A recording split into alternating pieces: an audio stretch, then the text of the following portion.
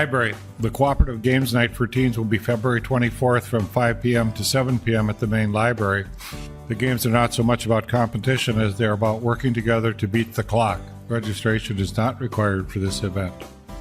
The annual online reading is so much fun. Winter Reading Challenge ends March 1st. There's still time for area readers of all ages to read to earn books, prizes, and chances to enter prize drawings. Are you in that? You want to read a lot? I'm always trying to read more. We have a few videos for you tonight. Last week, the community came together to remember and honor Fargo Police Officer Jason Mosier on the 9th anniversary of his passing. Comms collaborated with the Mosier family to assemble a video looking back at the memories of Jason, and will be working closely with Rachel, Dave, and Karen to help to plan the 10-year anniversary next year. Also, we're honored to report that after 18 months to recover, Fargo Police Officers Andrew Dodas and Tyler Haas are back on the street serving Fargo residents, businesses, and visitors. We will now show the shortened version of Jason's video, as well as messages from Andrew and Tyler.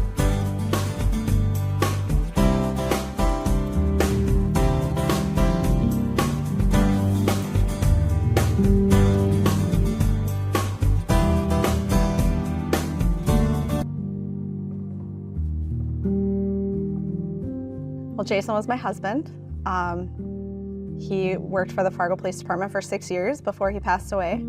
Prior to becoming a police officer, he was in the Minnesota Army National Guard, serving 2 tours as an Army medic.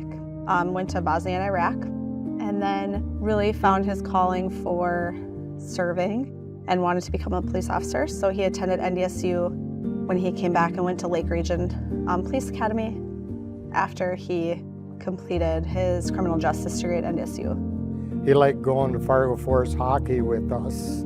They did a benefit game shortly after he died, and then a year later we did a memorial game for him, and that was a sellout. And shortly after that, then we met his heart recipient. He was an organ donor.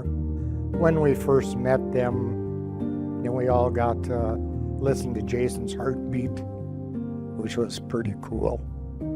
Pretty good friends with him now.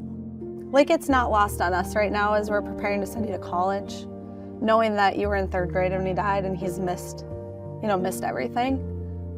Because he would have been really proud of you, making those decisions, and I know he would have wanted to be part of it. He probably would not be happy you're gonna go up to UND instead of NDSU. I mean, those things are still really real for us all the time. And other people can just, I feel like it's not really ever moving on, because you don't. You move forward and you find ways to just have to deal with it. It's really real for us every day. I mean, I think it's just kind of harder this year with me being a senior and graduating, and he's not gonna get to see me. He's not gonna get to see me walk across the stage, and I know he'll be watching from heaven, but he can't be there in person. I think that's one thing that's harder for me. Remember him as a police officer and a soldier and a good son. Yeah, and it's every day we think of him. Been almost 9 years, and it's like it happened yesterday. Never forgotten, cherished forever. Fargo Police Officer Jason David Mosier. End of watch, February 11th, 2016.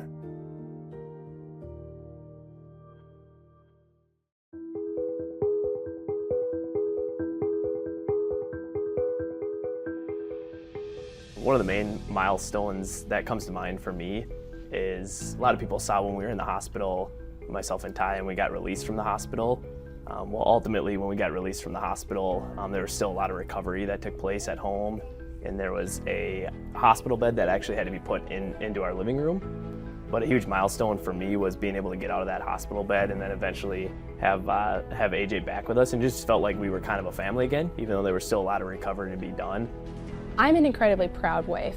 I was proud the day I actually met Andrew, but especially now, just watching all the things that he's overcome and all the times that he's pushed himself to go to the gym, even when he's in pain or even when he's tired, and really has worked so hard to not be hindered by this, but get to 150%, you know, because early on, some of the doctors were saying, we don't know if you can get back to 100%. And he basically said, watch me, you know, and has worked so hard and has pushed through so much just to get to this spot. Some of the highlights or milestones just personally was walking in the hospital, and being able to walk out of the hospital was very big, and it meant a lot to me because I was able to watch Andrew walk out a few days before I did, and I wanted to match him as best as I could.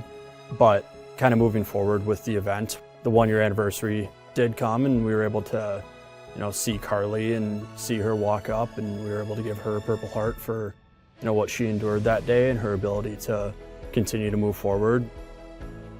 One of the first things that Andrew wanted to do, besides like getting up and being able to stand and walk, is get down on the floor so he could play with AJ. And so even still in the ICU, he was in the PT room, like trying to use every piece of equipment they had to learn how to get down and up off the floor so that he could play with AJ. So that was a big motivator really early on. As difficult as it is to say something like this, we're very thankful that it happened to us. And I say that because going into the shooting, we had a strong faith, and then we had a strong family to our support system from my parents, her parents, our extended family. Everybody was there to support us. And the truthful aspect of it is we have come out better at the end of it all. And there's been a lot of struggles in between, but we're just so grateful that we had that support system and that it could be us and that it didn't have to be citizens or any other officers that would have to go through something like that.